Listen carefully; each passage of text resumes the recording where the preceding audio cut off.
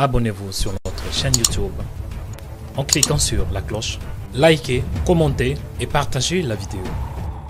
Une nouvelle vidéo de violence policière présumée suscite l'indignation. Oui, même des sportifs de tout premier plan ont réagi. Stop au racisme, a écrit en majuscule Kylian Mbappé. J'ai mal à ma France, a tweeté Antoine Griezmann. 4 policiers ont donc été suspendus de leur fonction après avoir roué de coups un producteur de musique. C'était samedi dernier dans le 17e arrondissement de Paris. La scène ultra violente a été captée par une caméra de vidéosurveillance. Margot Bédé. Il est 19h40 samedi dernier. Michel, producteur, est interpellé devant son studio de musique par 3 policiers car selon lui, il ne porte pas son masque. Ils sont directs, assez virulents. Sur les images de Loopsider, on peut voir des coups de poing, coups de pied, coups de matraque. Pendant 5 longues minutes, les policiers frappent Michel. Moi, à ce moment-là, j'ai peur. Là. Je comprends pas ce qui se passe. Je crie à l'aide, qu'est-ce qui se passe? Franchement, ça va tellement vite, je me demande même si c'est des vrais policiers.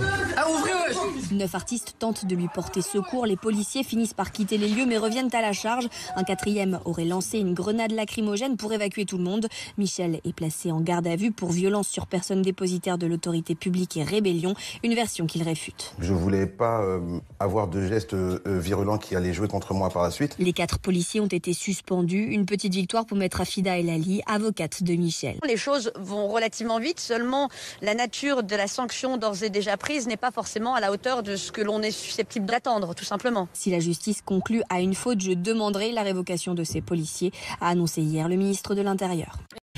Super, un bonjour et merci d'être en direct avec nous sur RT France. Alors une vidéo qui relance le débat sur l'article 24 du projet de loi sécurité globale. Les images que l'on a découvertes hier sont-elles un cas isolé ou est-ce que vous observez un regain de violence chez les policiers?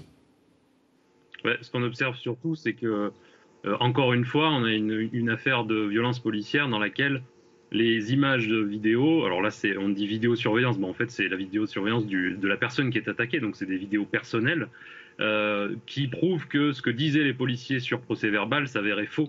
Et on compte plus les cas aujourd'hui en France, et c'est le cas notamment à Lyon dans les dossiers qu'on suit.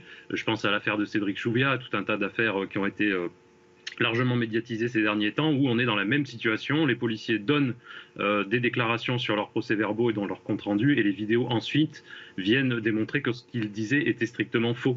Alors le problème, c'est que face à cette situation, malheureusement, la justice continue de sembler croire la parole des policiers dans ce genre de cas comme une parole d'évangile. C'est bien pour ça que la nécessité des images de police en pleine action est absolument nécessaire pour que les enquêtes puissent être ouvertes d'abord, on voit le cas avec l'affaire qui a été publiée hier, et puissent être ensuite menées avec suffisamment d'éléments de preuve.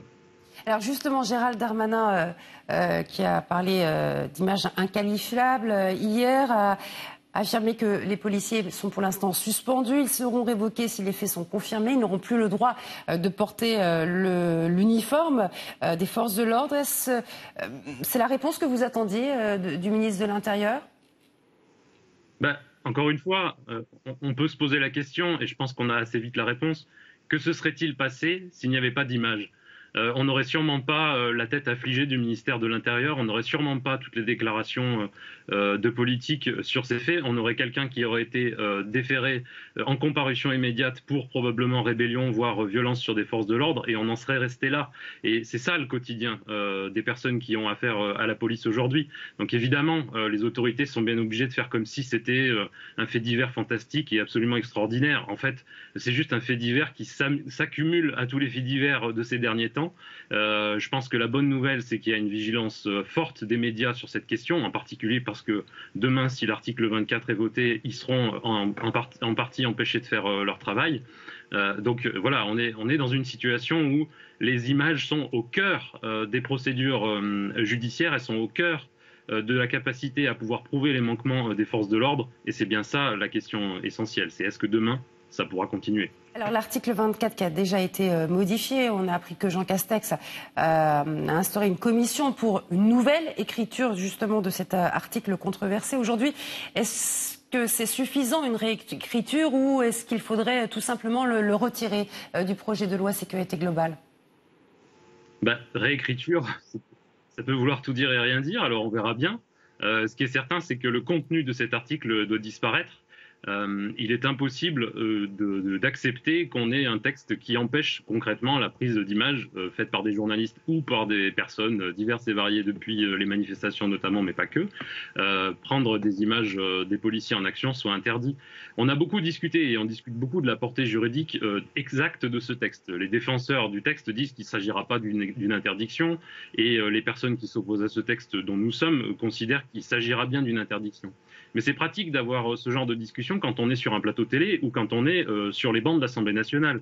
Concrètement, la police, elle fait respecter la loi dans la rue. Et c'est face à elle que demain, il faudra se trouver pour savoir et débattre, entre guillemets, de la portée exacte du texte.